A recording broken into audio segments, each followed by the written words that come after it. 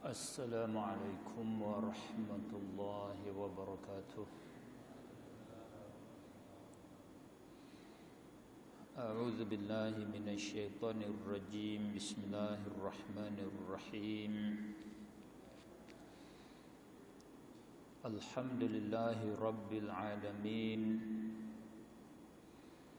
Wal 'aqibatu lil muttaqin. ولا حول ولا قوة إلا بالله العلي العظيم وأشهد أن لا إله إلا الله وحده لا شريك له وأشهد أن سيدنا محمدا عبده ورسوله اللهم اجعل صلواتك ورحمتك وبركاتك على سيد المرسلين وإمام المتقين وخاتم النبيين سيدنا محمد عبدك ورسولك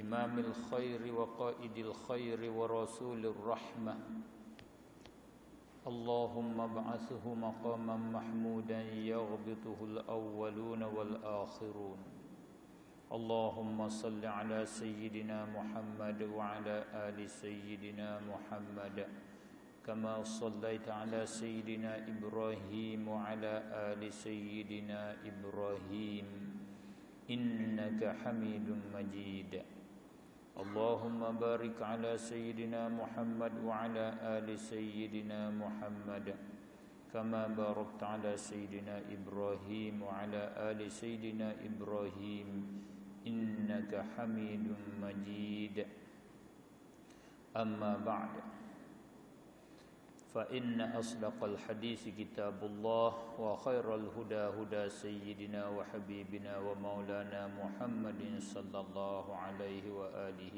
وسلم قال صلى الله عليه وآله وسلم عليكم بسنتي وسنة الخلفاء الراشدين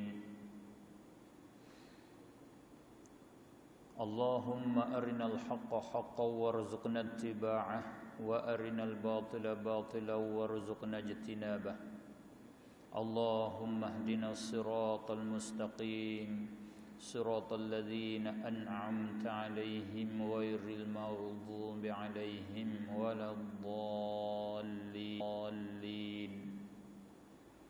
اللهم وفقنا لإصابة الصواب والحق وزينا بالإخلاص والصدق وأعذنا من شر الخلق واختم لنا بالحسنى في لطف وعافية يا رب العالمين ربنا لا تزغ قلوبنا بعد إذ هديتنا وهب لنا من لدنك رحمة إنك أنت الوهاب ربنا آتنا في الدنيا حسنة وفي الآخرة حسنة وقنا عذاب النار والحمد لله رب العالمين.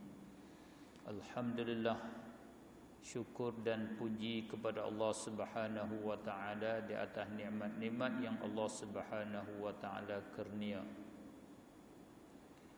Saya menyeru diri saya sendiri dan saya seru para ibu-ibu, bapa-bapa, tuan-puan, hadirin hadirat yang berada di dalam masjid Ubudiyah sekalian, mari kita sama-sama berasa bertuah, sama-sama kita berasa dapat kebaikan yang besar daripada Allah Subhanahu wa taala dengan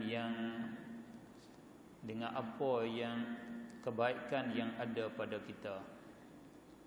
Kadang-kadangnya kita tak berasa bertuah, kadang-kadangnya kita tak berasa mujur dengan kebaikan yang ada pada kita, kerana kita tak ada perasaan kata kebaikan itu daripada pencipta kita, daripada kebaikan Allah Subhanahu wa taala kepada kita. Kita sebagai orang yang beriman mesti kita tahu, mesti kita yakin Kata kesemua kebaikan yang ada pada kita adalah daripada Allah Subhanahu wa taala. Lebih-lebih lagi kebaikan yang dengan kebaikan itu kita terkeluar daripada kebodohan. Dengan kebaikan yang Allah bagi kepada kita itu, kita keluar daripada kerosakan, daripada perkara yang tak sepatut kita jatuh di dalamnya. Yang di antaranya bahkan yang sebesar-besar kebaikan yang Allah Subhanahu wa taala kurnia kepada kita ialah Allah tunjuk dan bagi jalan yang benar, jalan yang betul kepada kita. Cara hidup yang benar, cara hidup yang betul kepada kita. Dengan Allah bagi cara benar, cara yang betul inilah kita dapat kelepasan daripada kebodohan dan kebinasaan. Alhamdulillah. Jalan yang benar, jalan yang betul ini diibarat dengan kata as-siratal mustaqim atau as-siratal mustaqim. Diibarat dengan kata ad-dinul qayyim, ad-dinul qawim, agama yang betul, jalan yang betul. Kerana kita kalau tidak dapat jalan yang betul daripada Allah Subhanahu wa taala, tentu kita berada di dalam kebodohan. Cuba kita tengok orang yang tidak dapat nikmat agama yang betul. Mereka yang tidak dapat pemberian daripada Allah jalan yang betul, mereka hidup di dalam kebodohan. Yang di antaranya mereka sembah, mereka tunduk kepada perkara yang mereka cipta buat sendiri. Seperti mereka yang menyembah berhala. Dia buat berhala, dia sembah berhala, dia minta dengan berhala, minta dengan perkara yang tidak ada penglihat, tidak ada pendengar, tidak ada sifat kekuasaan, tidak ada sifat pengetahuan. Itu bodohnya. Setengah daripada kebodohannya, mereka yang sanggup sembah najis, sembah tahi lembu, sembah lembu. Yang sepatutnya kita tak boleh sembah lembu, kerana kita sendiri bila kita nak kata bodoh kepada seseorang, kita kata kamu seperti lembu, kerana bodohnya kamu.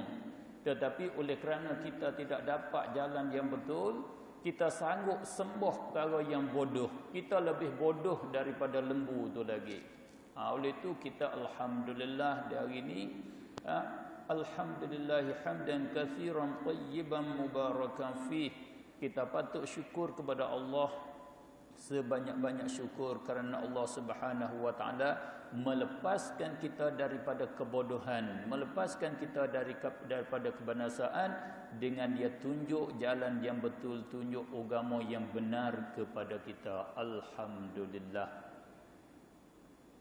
Sebelum daripada saya nak meneruskan sepatah dua kata sebagai tazkirah ad-diniyah, sebagai beri ingatan yang bersangkut paut dengan agama pada malam ini, lebih dulu saya mengucap banyak-banyak terima kasih kepada Nazir atau Tuan Imam Masjid, ahli jawatan kuasa masjid, yang mana taruh kepercayaan kepada saya, jemput saya untuk bagi tazkirah, beri ruang kepada saya untuk saya berada pada di atas kerusi ini pada malam ini.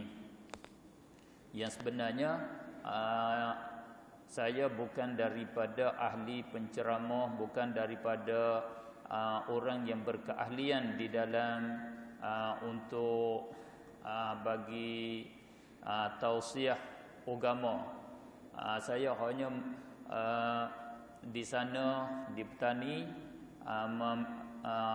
tanggungjawab didik kanak-kanak yang kecil, pelajar-pelajar yang baru untuk menguasai, untuk melatih supaya memahami di dalam bahasa Arab, mengajar ilmu bahasa Arab, ilmu nahwu, sharaf sedikit sebanyak begitu.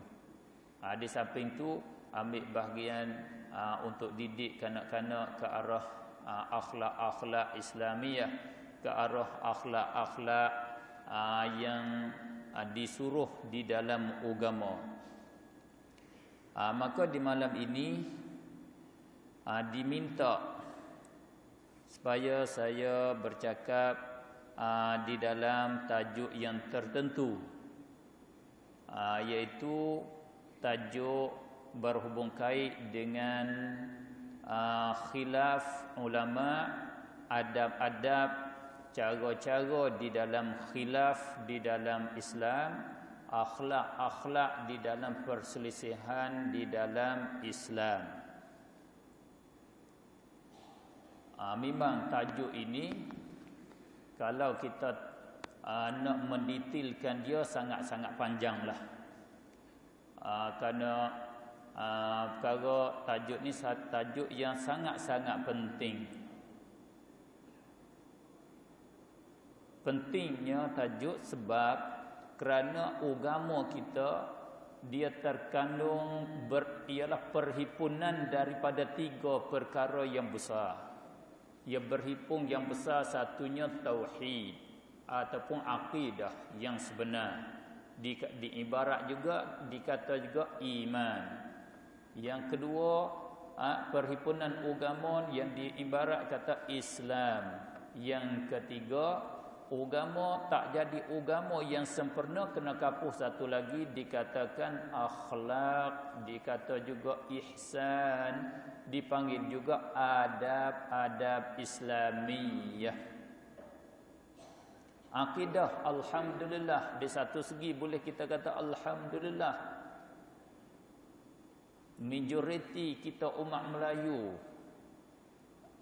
kita berakidah dengan akidah ahli sunnah wal jamaah, akidah yang betul. Khususnya kita Melayu di dalam negara Malaysia, majoritinya kita berakidah dengan akidah yang betul, akidah ahli sunnah wal jamaah. Sehingga usaha oleh masih di dalam usaha, sedang usaha oleh kumpulan-kumpulan yang sesat daripada kumpulan Syiah untuk memesongkan, untuk menarikkan ahli sunnah kepada Syiah. Firqah musyabbihah, kumpulan musyabbihah usaha untuk menjadikan negara Malaysia sebagai negara mujassimah musyabbihah.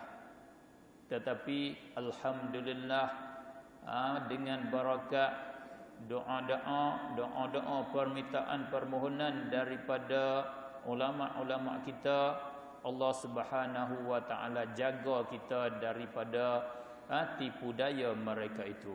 Mudah-mudahan sama-sama kita berdoa minta Allah jaga kita dan anak cucu kita sampai kiamat daripada tertipu dengan firqah-firqah, bawakan-bawakan akidah-akidah yang sesat. Amin ya rabbal alamin. Dan juga Islam sudah sampai kepada kita, boleh kata hampir secara menyeluruh, tetapi yang masih kurang, yang masih luput pada kita, agama yang ketiga ataupun perhimpunan agama yang dibina yang ketiga, rukun yang tiga daripada rukun agama, iaitu ihsan, akhlak, adab Islamiyah. Yang kurang kitanya perangai-perangai, sifat-sifat yang bahasa Islam yang mesti kita menghiasi, yang mesti kita bersifat dengan dia. Kerana inilah ada problem di perhubungan di antara kita. Oleh itu kita mesti isikan majlis-majlis kita juga dengan perkara ini. Maka di antara adab-adab, akhlak-akhlak yang digalak ataupun yang dibilang daripada agama kita, iaitu adab di dalam kita ada perselisihan.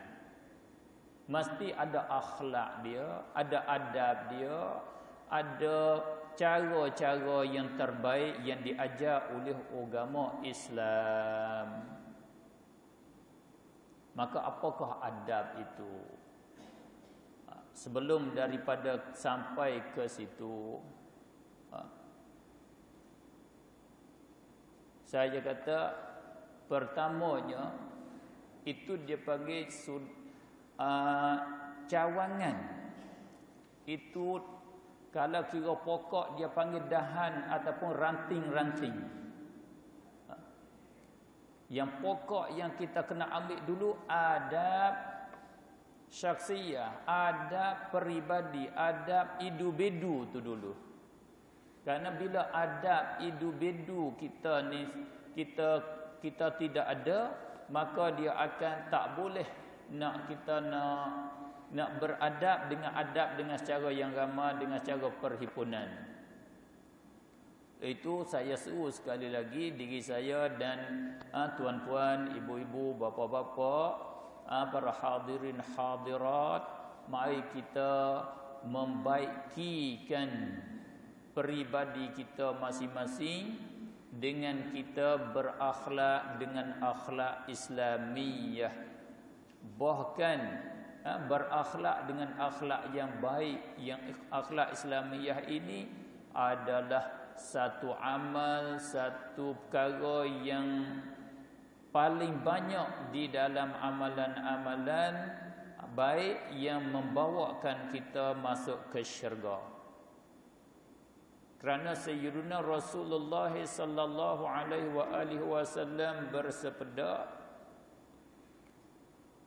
amalan sebanyak-banyak perkara, yang paling banyak perkara yang memasukkan manusia ke dalam syurga ialah amal yang soleh dan akhlak yang baik.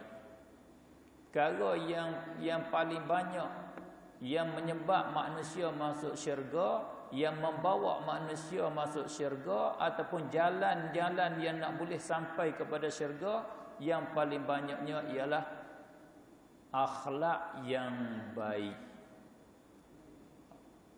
Bahkan Allah utus Rasulullah sallallahu alaihi wasallam, salah satu daripada pokok selain daripada ajak orang yang ajak manusia beriman kepada Allah, iaitu Allah utus supaya membaiki akhlak. Sehingga Rasulullah ibarat dengan kata innama ada hasar, dengan makna menyimpan ining sahaja.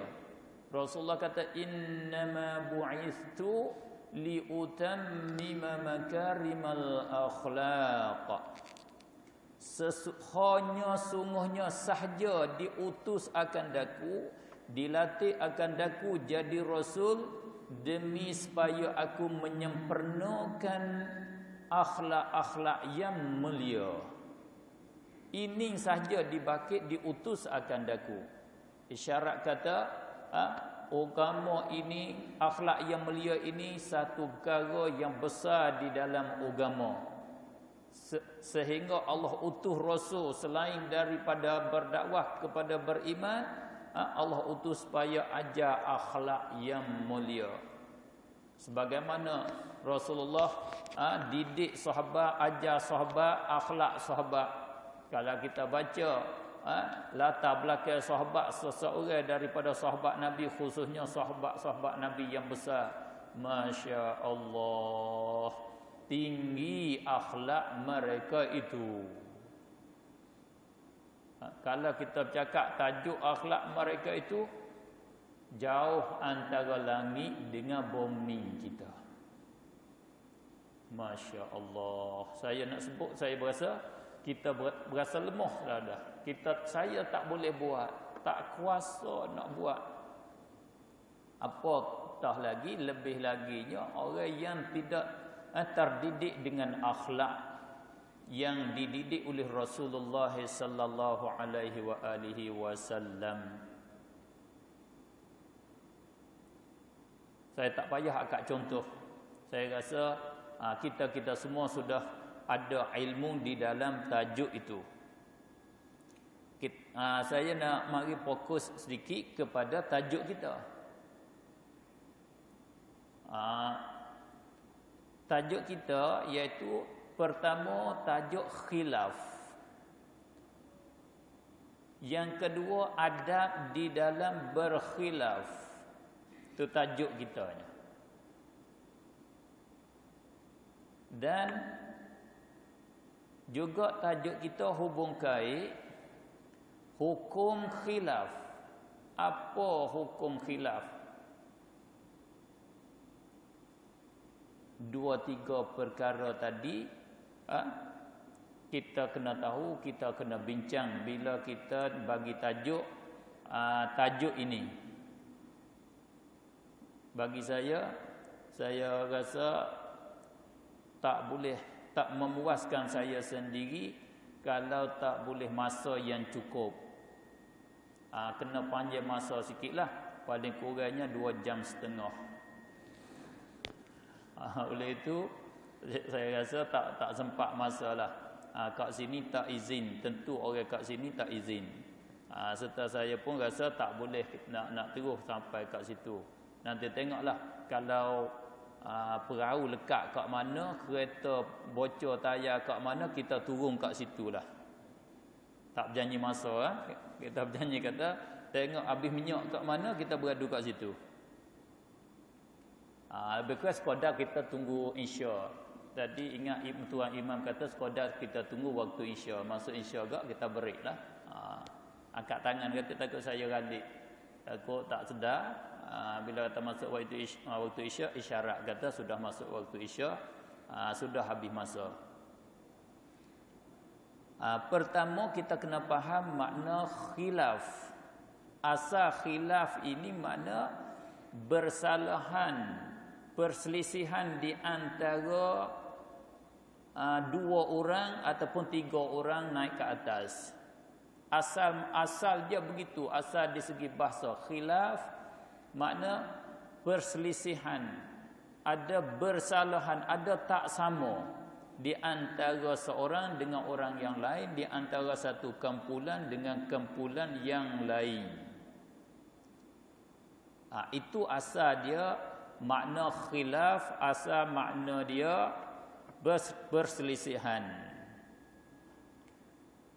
Tetapi bila dah perselisihan di antara sama-sama manusia, di antara satu sama lain, antara seorang dengan seorang yang lain, terkadang membawa kepada perbantahan, membawa kepada perkelahian, membawa kepada pertengkaran.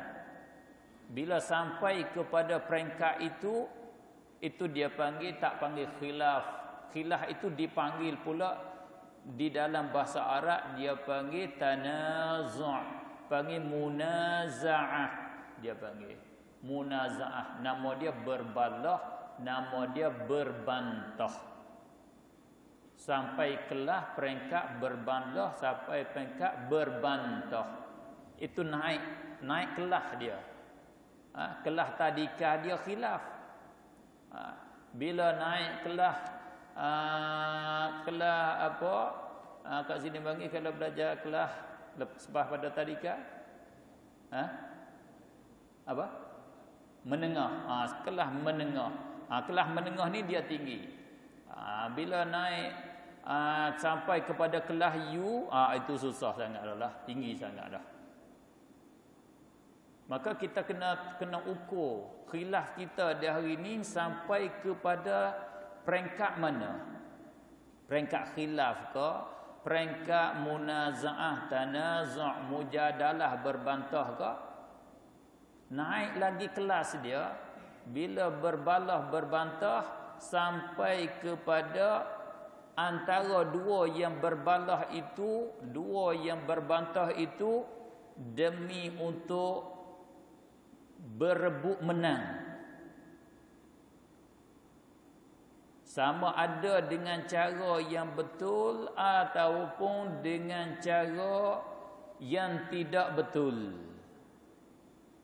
Masing-masing ambil jalan, masing-masing cari cara untuk memenangkan satu pihak yang lain.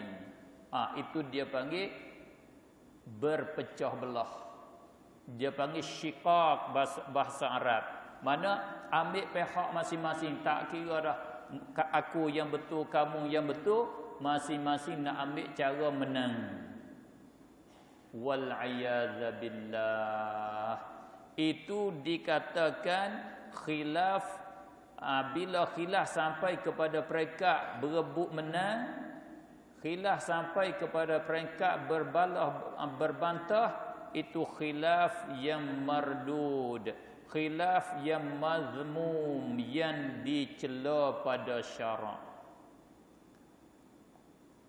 Khilaf semata-mata khilaf, selisih, itu adalah sunnatullah, itu adalah lumrah yang sudah takdir oleh Allah Subhanahu wa taala. Allah sudah takdir.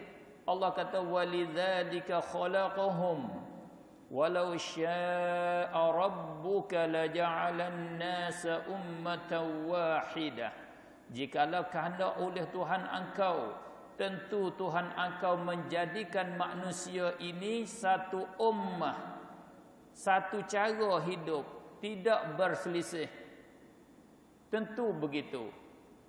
Tetapi Allah kata wala yazaluna mukhtalifin, dan sentiasa manusia berkhilaf-khilaf, bersalah-salahan. Illa man rahima rabbuk, malaikat mereka yang dirahmat oleh Tuhan engkau. Walidzalika khalaqahum, dan kerana demikian itulah Allah menjadikan mereka itu. Allah menjadikan manusia supaya ada perselisihan. Sampai dah. Cukup sampai stesen dah lah.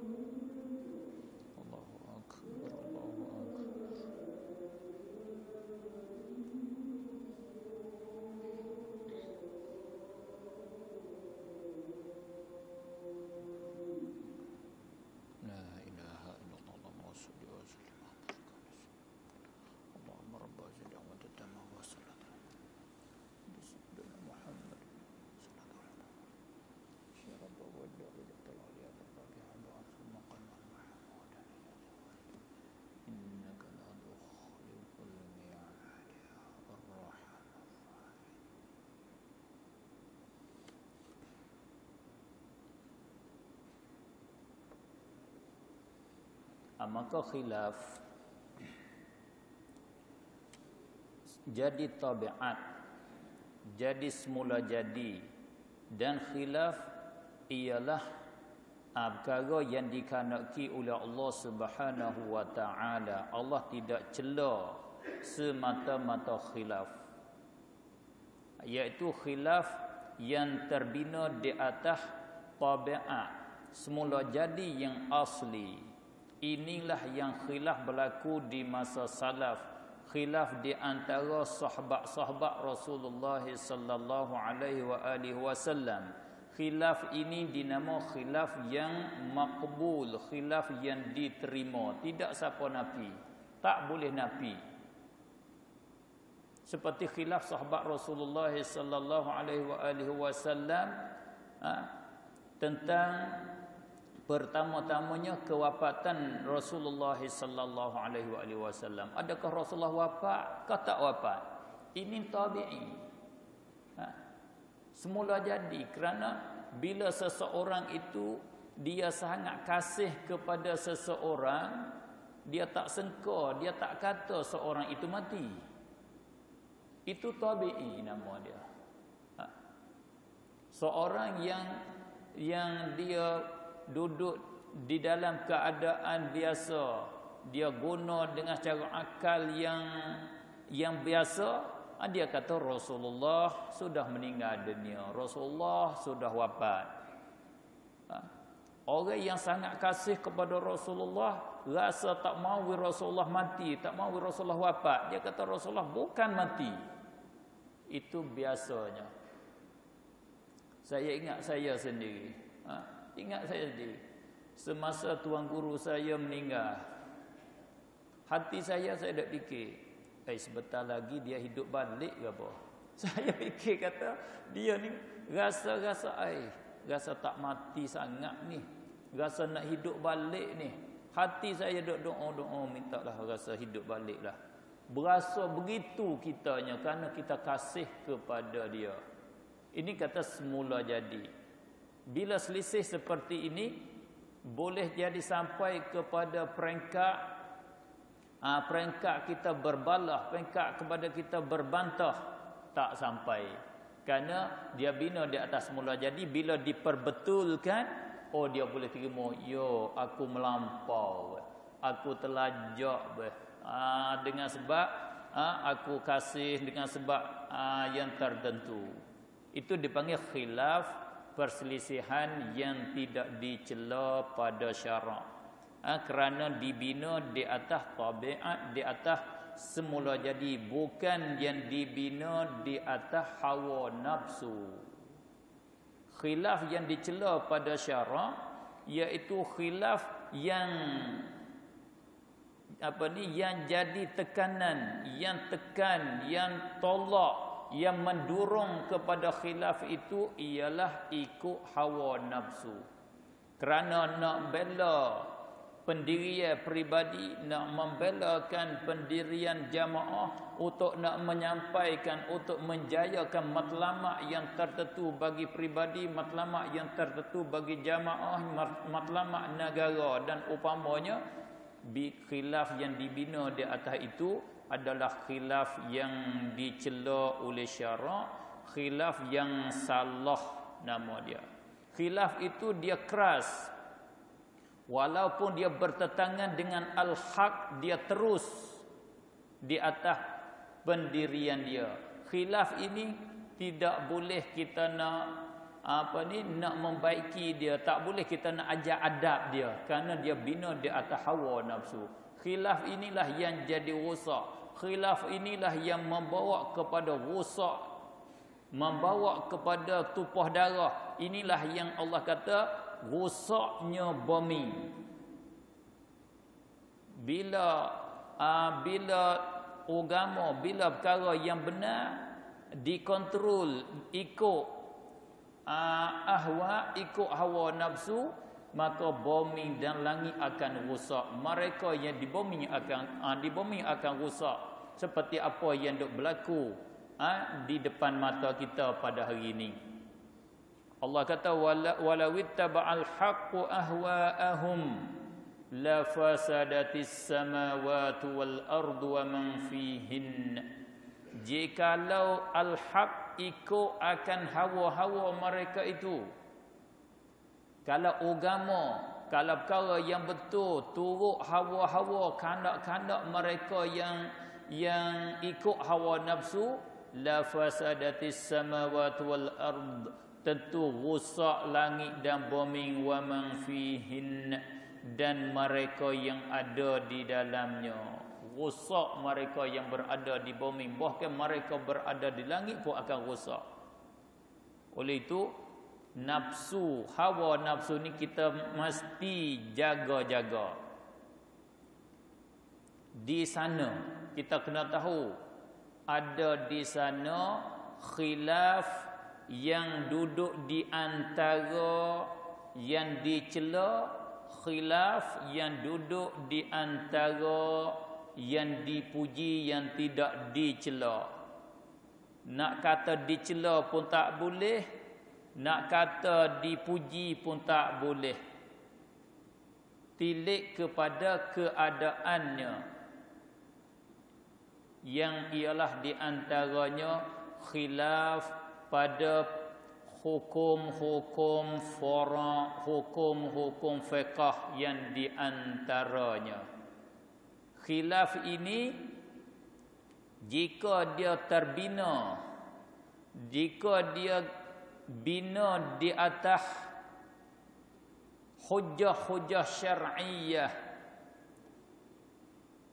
tidak bina di atas jahil, tidak bina di atas hawa nafsu, itu tidak dicela pada syarak. Walau sebaiknya jangan ada khilaf. Dan kalau khilaf hukum agama juga bina di atas nafsu dia, maka walaupun bercakap tajuk agama, cakap tajuk khilaf, tapi dia bina di atas hawa nafsu dia, maka khilaf dia itu dibilang khilaf mazmum, yang dicela pada syarak, yang kita patut tinggal khilaf itu. Kita khilaf di antara sembahyang kita, boleh baca bismillah ke tak mesti baca bismillah ke, tak mesti baca bismillah ke, bid'ah baca bismillah. Khilaf kita sembahyang subuh, adakah sunat baca kunut atau tidak sunat baca kunut. Boleh ke tak kita khilaf? Tilik. Kalau khilaf bina di atas ilmu, khilaf bina di atas dalil syarak, bina khilaf itu di atas hadis-hadis Nabi sallallahu alaihi wasallam. Orang ni kata tak payah berkunut kerana Nabi sallallahu alaihi wasallam tidak berkunut. Seorang ni kata mesti berkunut, sunat berkunut kerana Nabi sallallahu alaihi wasallam berkunut. Sayyidina Abu Bakar berkunut, Sayyidina Uthman berkunut, Sayyidina Ali berkunut, Sayyidina Umar berkunut, Uthman Nahdi berkunut. Dia bina di atas dalil-dalil yang pada syarat kata berkunut. Khilaf di antara dua ini tidak dibilang mazmum, tidak dicaci, tidak dicela pada syarak. Tetapi kalau khilaf, kamu tak boleh baca kunut kerana bid'ah, misalnya, tak betul baca kunut. Seorang ni pula, orang yang tak baca kunut itu, orang itu tidak turut sunnah Rasulullah, dia daripada ahli neraka, ingkar hadis Rasulullah sallallahu alaihi wasallam. Ini bukan bina di atas dalil, ini bukan bina di atas agama, ini bina di atas hawa nafsu, kehendak yang tertentu, tujuan yang tertentu, bukan tujuan agama. Itu salah khilaf itu, berdosa khilaf itu. Sebab bukan dia nak bawa agama, dia nak bawa apa yang dia rancang, apa yang dia kandak. Kalau nak bawa agama, bila dah di sana ada hujjah, bila ada di sana ada hujjah, ada dalil, kita tak boleh nak mentabdi'. Kita tidak boleh mentadlilkan mereka yang beramal dengan dia. Lebih-lebih lagi bila kita tabda', bila kita tadlil, membawa kepada perpecahan, membawa kepada runtuh kesatuan, maka itu sangat-sangat lebih lagi lah dicelanya. Kalau khilaf bina di atas dalil, kita tak boleh tabda'. Apa tabda'? Tak boleh kita menghukumkan bid'ah. Oleh kerana demikianlah khilaf ulama mujtahidin, khilaf ulama-ulama mu'tabirin, dia tidak membid'ahkan mereka yang mukhalif, orang yang menyalahi dia. Imam Syafi'i rahimahullahu ta'ala, dia tidak kata Imam Abu Hanifah mengerja bid'ah dengan sebab tidak berkunut. Bahkan Imam Syafi'i dia ra'i, dia hormat pula Imam Abu Hanifah, pendapat Imam Abu Hanifah. Walaupun Imam Abu Hanifah sudah meninggal dunia, Imam Syafi'i bila dia sembahyang di tempat Imam Abu Hanifah, dia tidak baca kunut. Kerana dia mera'i, menghormati kepada Imam Abu Hanifah. Kalau Imam Abu Hanifah ada, lebih lagi lah dia hormat. Ini kerana dia bina di atas dalil. Kita dari ini, kita mari walau ada dalil pun orang yang menyalahi kita, kita kata bid'ah dalalah. Kita tadlil, kita kata itu adalah sesat amalan itu. Wal'iyadzabillah. Cuba kita tengok sunnah Rasulullah sallallahu alaihi wa alihi wasallam. Dua sunnah, dua hadis Rasulullah sallallahu alaihi wa alihi wasallam tentang khilaf. Rasulullah dia ambil, dia kata lagu mana? Khilaf di antara dua orang sahabat pada masa Rasulullah sallallahu alaihi wa alihi wasallam. Satu ketika, satu masa, sebagaimana hadis yang sabit di dalam Sahih Bukhari dan Muslim, hadis muttafaqun alaih. Hadis yang mengeluarkan dia oleh Imam Bukhari dan Muslim. Pada hari yang Rasulullah utuh, yang nak satu peperangan, nama peperangan Ahzab. Rasulullah suruh sahabat dia pergi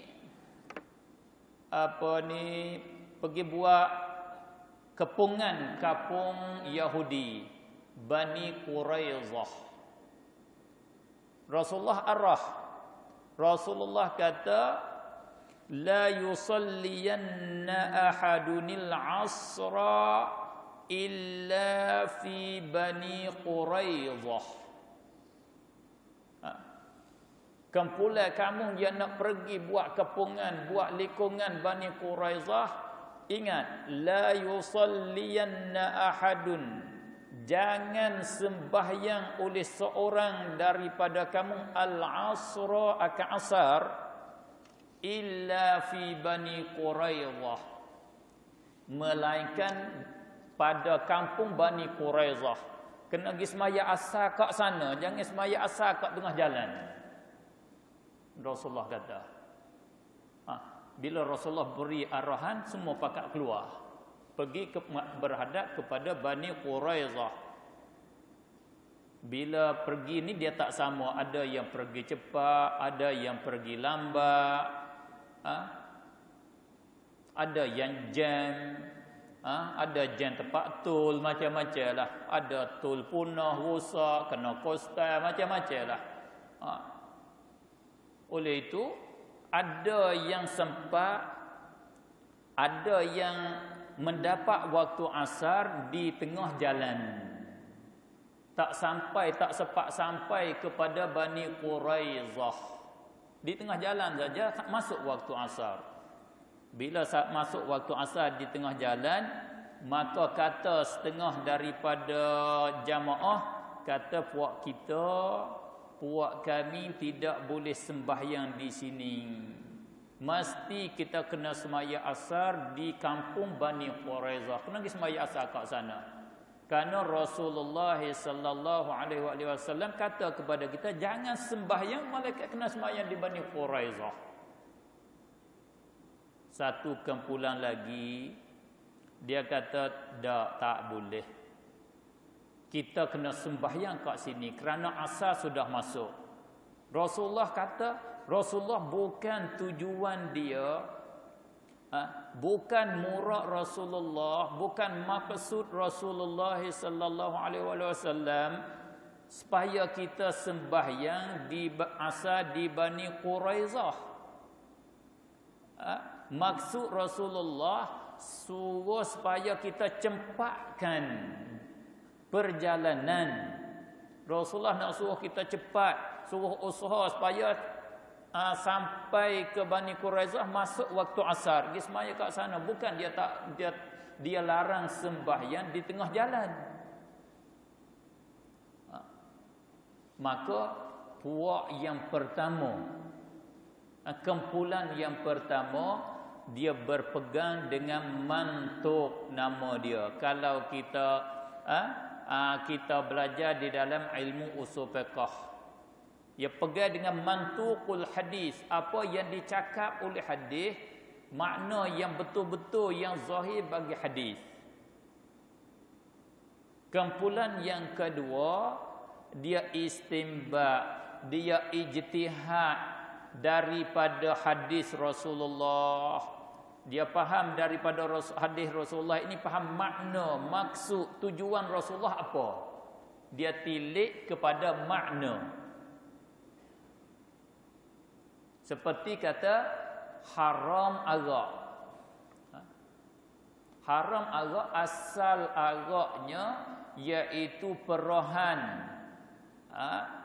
Kalau sekarang agak orang panggil buah inap yang diblenderkan, kita pusing supaya jadi air dia tu.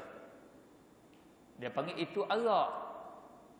Itu arak yang asalnya.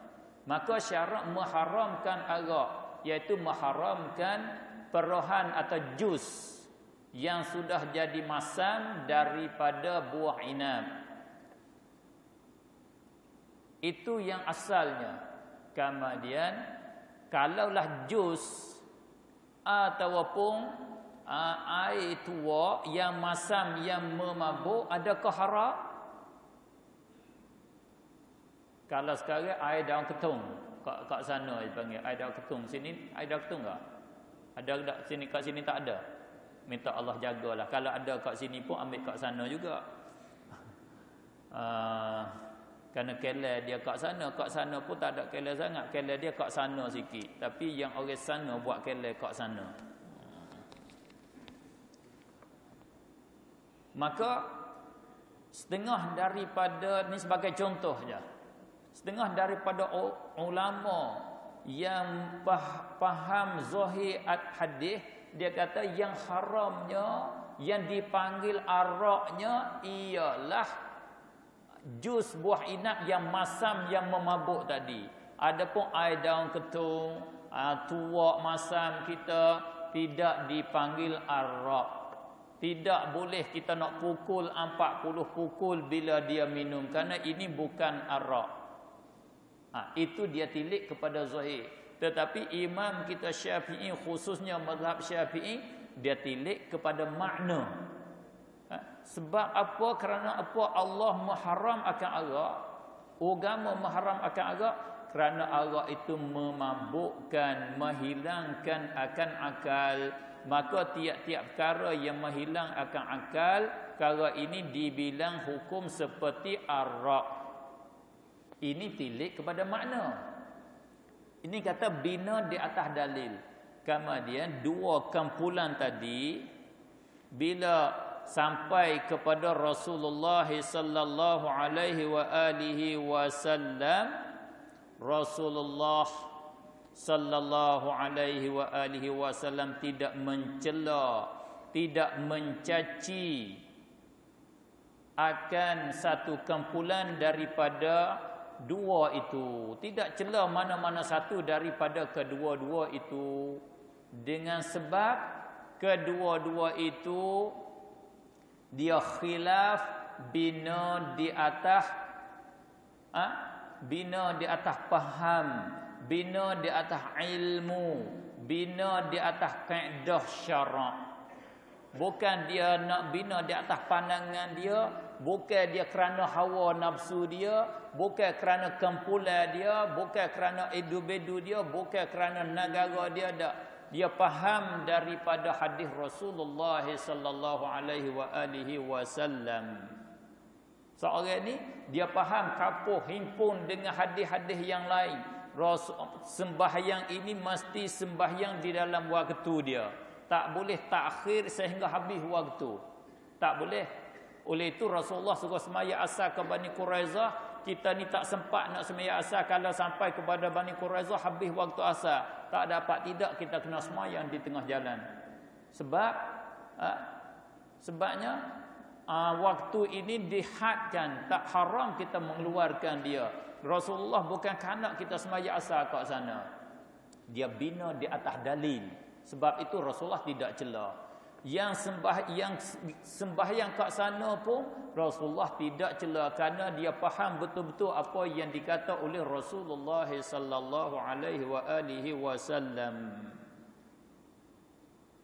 Inilah khilaf seperti inilah berlakunya daripada ulama fiqh kita, daripada imam-imam mujtahidin. Sebab itu tidak ada perbalahan, tidak ada pertikaian, tidak ada pecah belah di masa zaman salaf dulu berkenaan dengan khilaf pada furu', pada fiqh, di dalam fiqh. Khilaf itu pula boleh menyatukan ummah, boleh bekerjasama, kerana khilaf mereka itu bina di atas ilmu. Boleh menjadi guru murid di antara dua yang khilaf. Imam Syafi'i khilaf dengan tok guru dia Imam Malik. Imam Abu Yusuf khilaf dengan tok guru dia Imam Abu Hanifah. Tak sama. Anak murid dengan tok guru. Khilaf. Tetapi boleh jadi anak murid ke? Boleh bersama? Ya, mengaji bersama. Boleh fatwa bersama anak murid dengan guru. Kita di hari ini cuba tinjau tengoklah. Saya kalau sebut gitu nampaknya nak fokus kepada yang tertentu. Tapi cuba-cuba kita fikir tengok kita hari ini boleh buat murid guru ke tak? Hampir-hampir di hari ini sama-sama pegang pistol, nanti peluang saja. Ada satu peluang, aku akan tembak kamu, aku akan menguburkan kamu di kubur, bukan kubur orang muslimin, kerana kamu bid'ah dalalah, kerana kamu sudah murtad daripada agama, wal'iyadzabillah. Itu khilaf kita di hari ini. Menunjuk kata khilaf kita di hari ini, khilaf bukan khilaf yang tidak dicela. Khilaf kita yang dicela pada syarak, khilaf kita yang salah. Sampai peringkat tak boleh bersaing, sampai peringkat tak boleh berguru, sampai peringkat tidak boleh berbincang dengan secara berluah-luah, dengan berbuka dada. Wal'iyadzabillah. Isu yang kedua. Isu yang kedua, satu kumpulan, satu rombongan yang diutus oleh Rasulullah sallallahu alaihi wasallam supaya berperang dengan kumpulan orang kafir. Utusan Rasulullah ini bila dia pergi berperang dengan orang kafir, seorang daripada orang kafir itu dia melarikan diri. Dia lari daripada peperangan, tak lawan dengan orang Islam. Seorang daripada sahabat Rasulullah sallallahu alaihi wasallam, bila seorang itu lari, dia ikut, dia turut. Bahasa petani kata dia hambak. Sini boleh faham hambak? Gitu cakap itu hambak juga. Sama. Tak jauh sama Melayu je. Lebih kurang. Makna dia hamba. Hamba dia lari bertumpu kepada sebelah batu. Bila sampai kat situ, sahabat amat-amat turut jumpa dengan dia duk bertumpu, duk melindungkan diri. Bila sahabat sampai, dia kata la ilaha illallah. Aku mengaku tidak ada Tuhan melainkan Allah. Dia kata gitu. Sahabat yang bila dia turut bahasa petani kata sini. Tak? Boleh dah lah. Boleh nak pacung dah. Dia pacung juga tekak seorang yang kata la ilaha illallah tadi. Bila dia pacung, bila dia pacung tekak seorang daripada orang kafir tadi, dia berasa teringat di dalam hati dia berasa dia ni buat begini ni salah ke tak salah.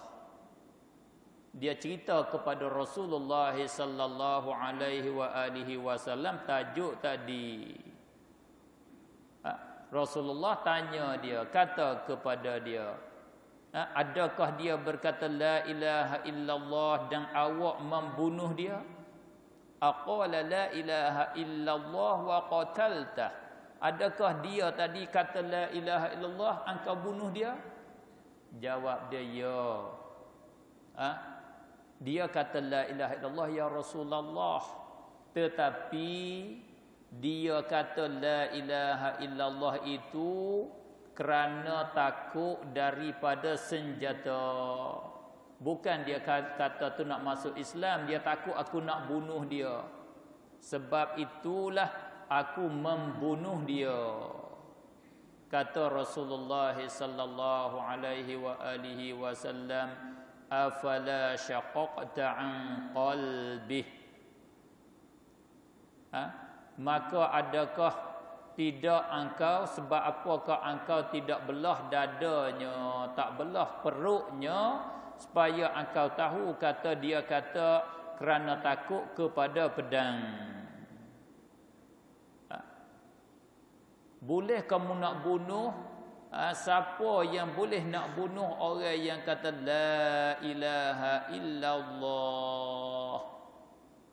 Rasulullah cela pendapat seorang daripada sahabat dia yang dia bunuh orang yang kata la ilaha illallah kerana bukan bina di atas ilmu. Kerana dia kira-kira semata-mata dia sahaja. Duk kira kata ini kata kerana takut kepada pedang. Sedangkan Rasulullah kata, umirtu an uqatilan nas hatta yashhadu an la ilaha illallah wa anna Muhammadar Rasulullah. Aku disuruh bunuh manusia, disuruh perang manusia yang kafir sehingga kata la ilaha illallah. Fa iza qaluha, satu riwayat hatta yaqulu la ilaha illallah. Fa iza qaluha, apabila manusia kata la ilaha illallah, asamu minni dima'ahum wa amwalahum.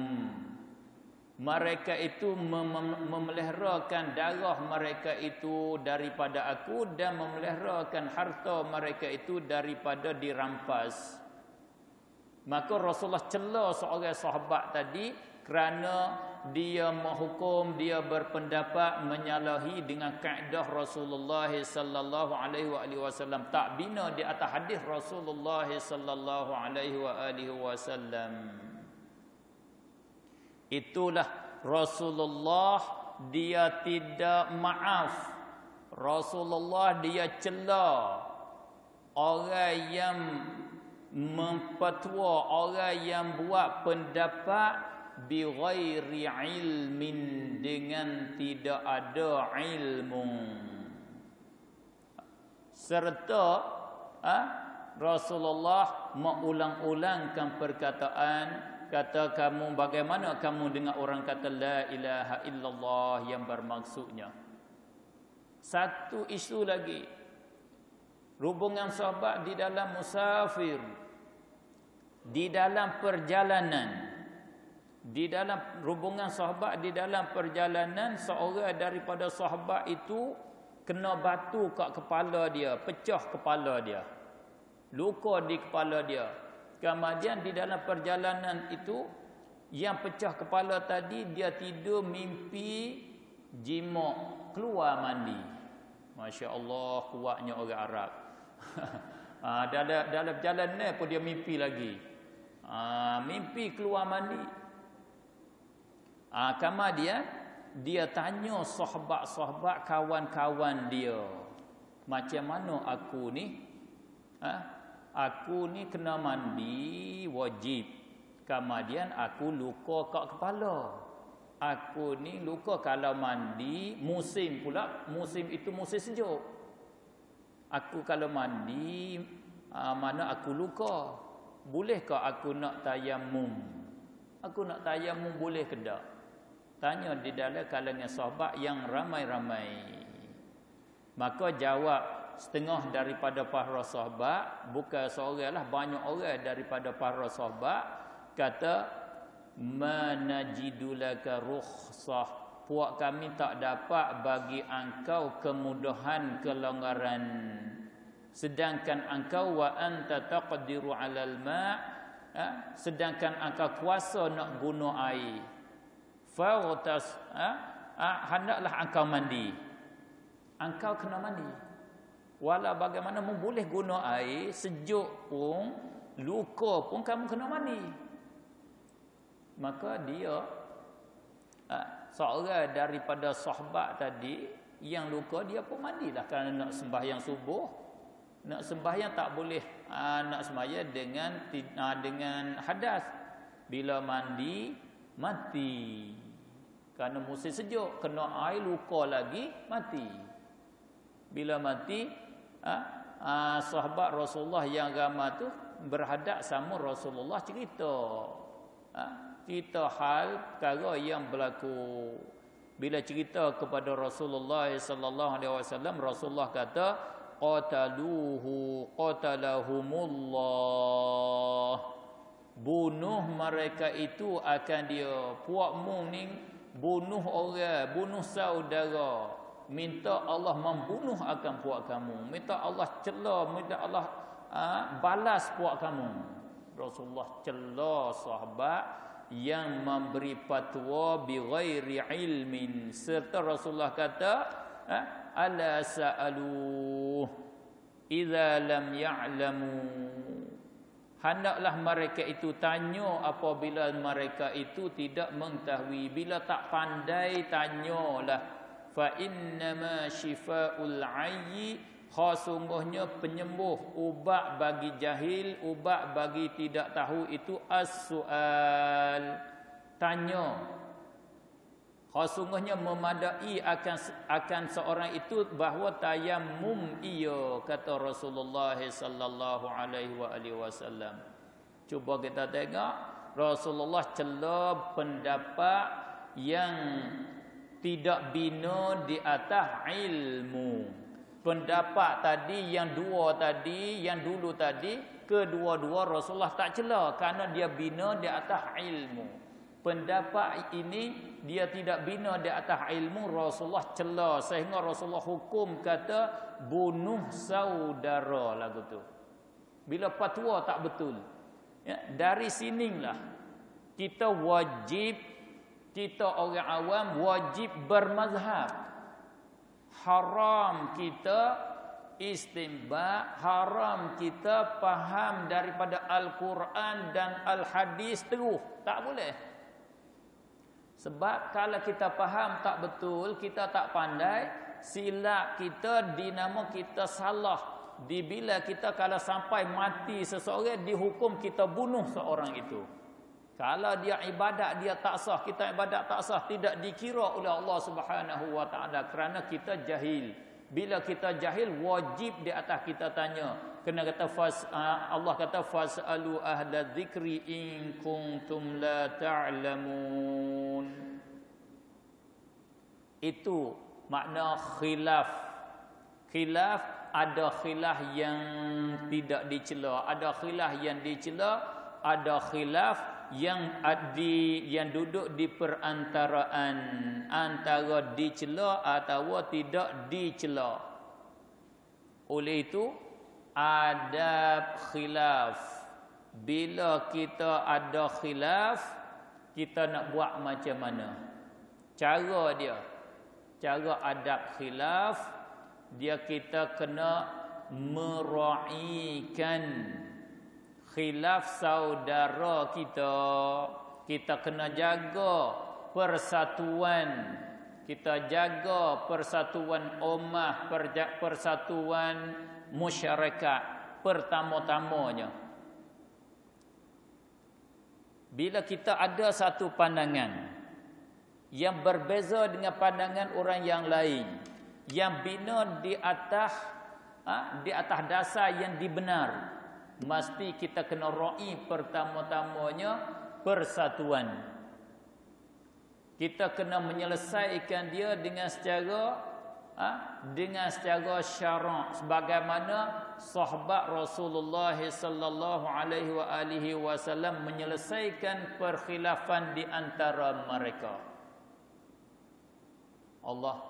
Sahabat Rasulullah khilaf besar. Pertamanya Rasulullah nak tanam kat mana?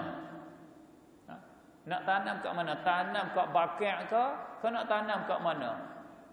Akhir sekali dibuat keputusan oleh Sayyidina Abu Bakar radhiyallahu anhu.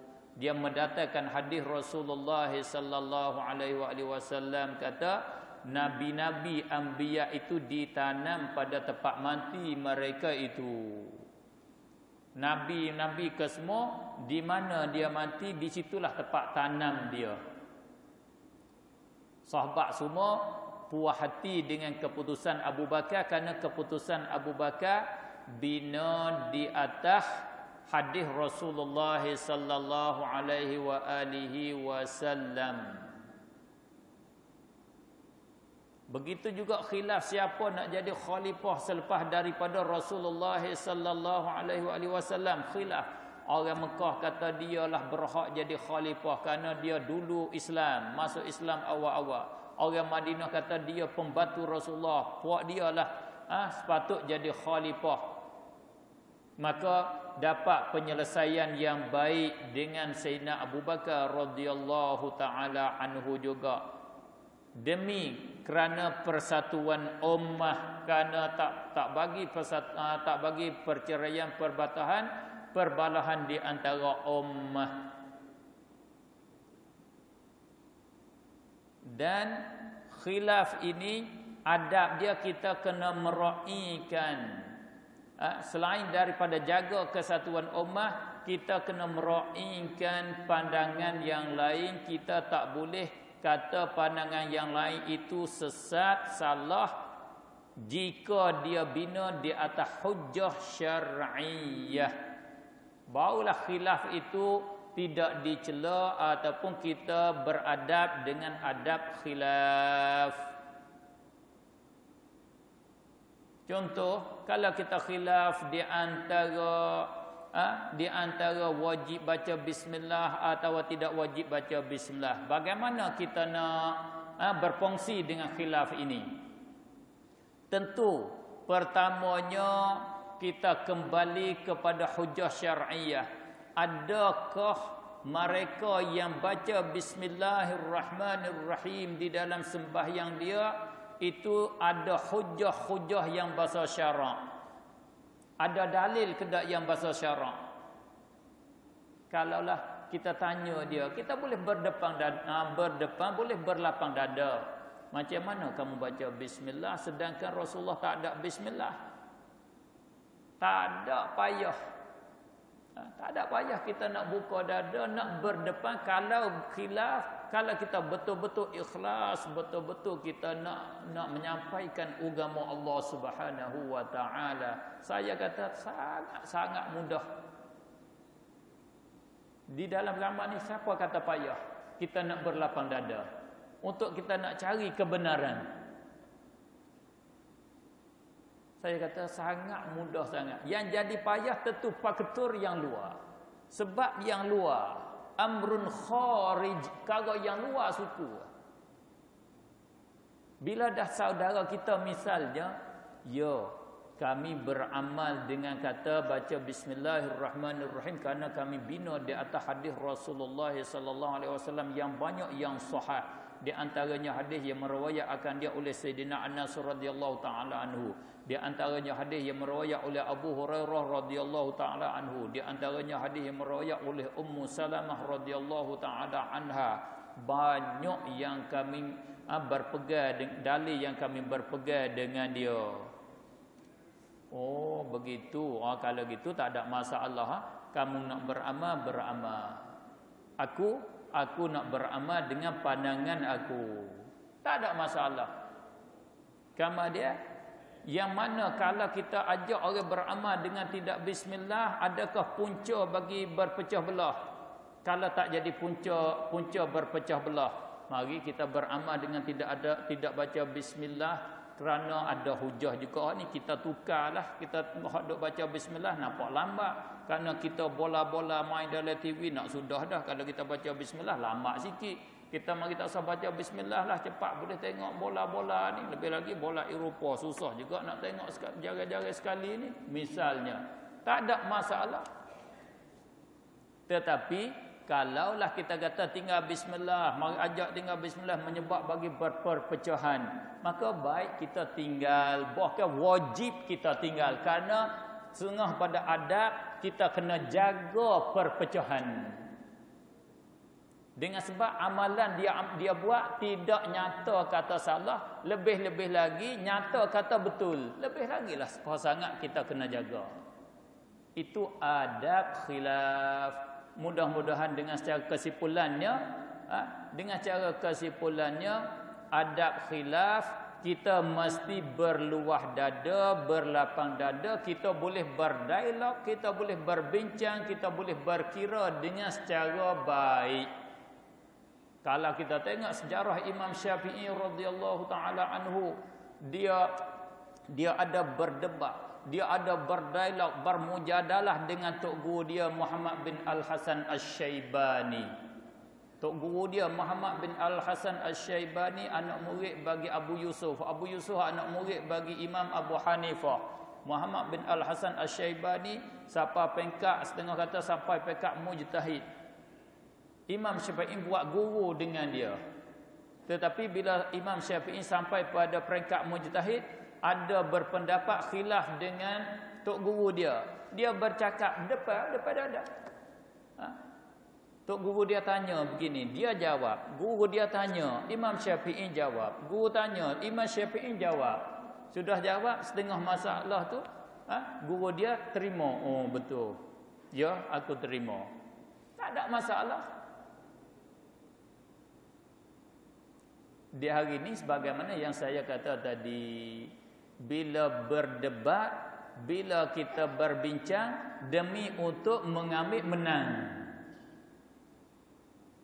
Kalau tak menang, usaha menunjuk supaya kata kita menang. Wal-'iyadzabillah. Ini kata khilaf tidak ada adab.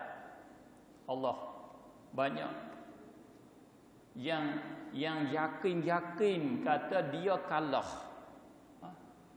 Yang yakin kalah. Saya dah ikuti setengah daripada YouTube tu.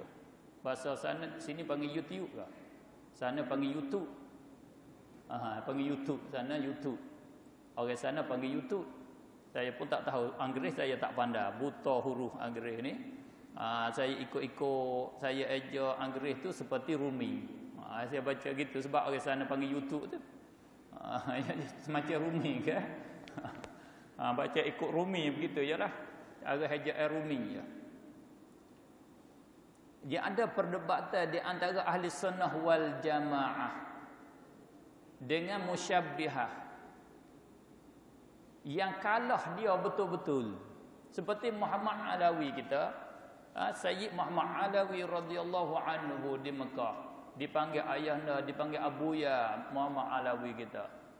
Ditangkap oleh kerajaan Saudi. Pergi kepada satu tempat, buat perbahasan di dalam majlis. Mari tokoh-tokoh dia soal Muhammad Alawi, jawab satu persatu. Sehingga sebelah balik Mujassimah ni tidak ada hujah. Tetapi bila dia keluar kenyataan, Muhammad Alawi tidak dapat dijawab. Muhammad Alawi ini seorang yang sesat kerana soalan ini tak boleh jawab. Masya Allah.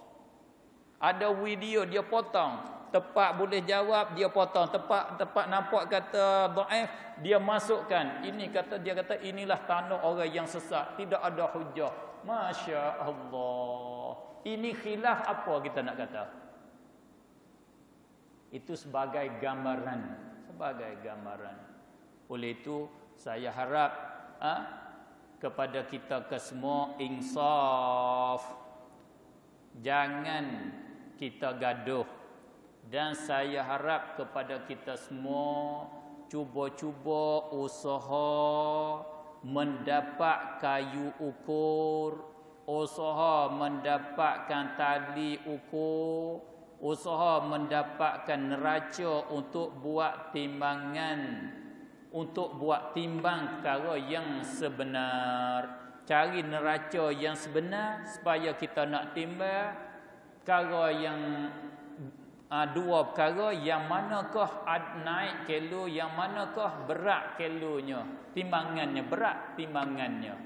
Kita ukur yang mana sampai inci dia, yang mana tak sampai inci dia. Pertama kena cari tali ukur neraca itu dulu. Di hari ini kita salah satu daripada kekurangan kita, tali ukur dan neraca tu kita tak ada.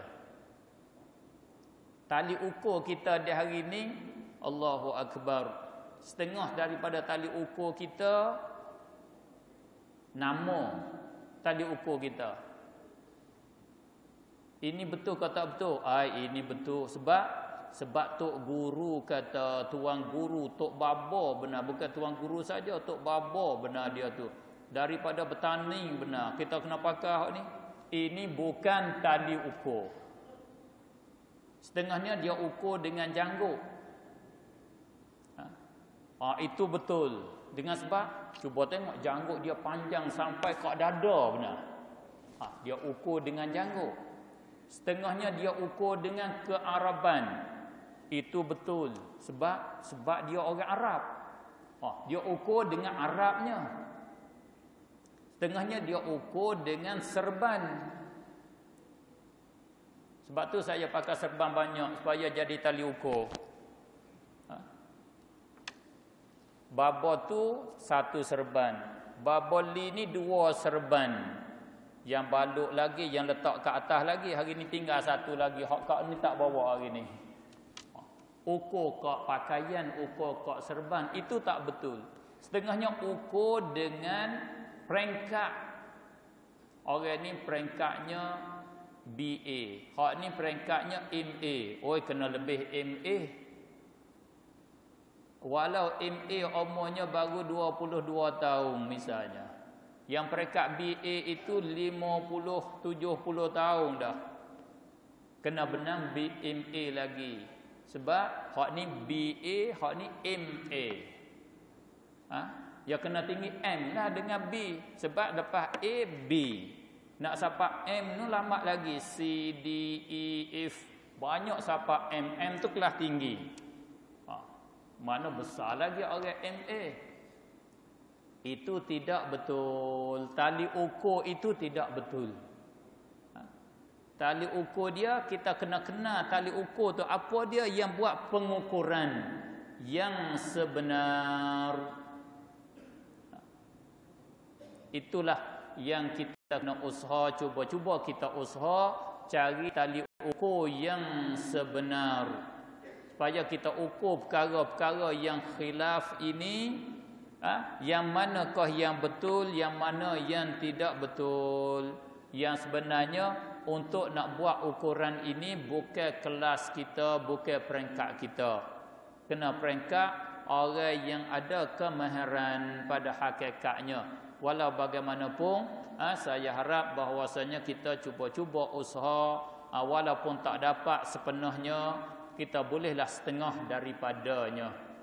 Dan akhirnya sama-samalah kita berdoa kepada Allah, minta daripada Allah Subhanahu wa taala supaya semoga Allah Subhanahu wa taala menjagakan persatuan kita, menjagakan wahdatul ummah, persatuan ummah. Minta Allah Subhanahu wa taala kurniakan kita al-haq, minta Allah bagi kepada kita perkara yang sebenar, agama yang sebenar, jalan yang betul. Jangan Allah menyesatkan kita, jangan Allah menyelewengkan kita daripada jalan yang sebenar.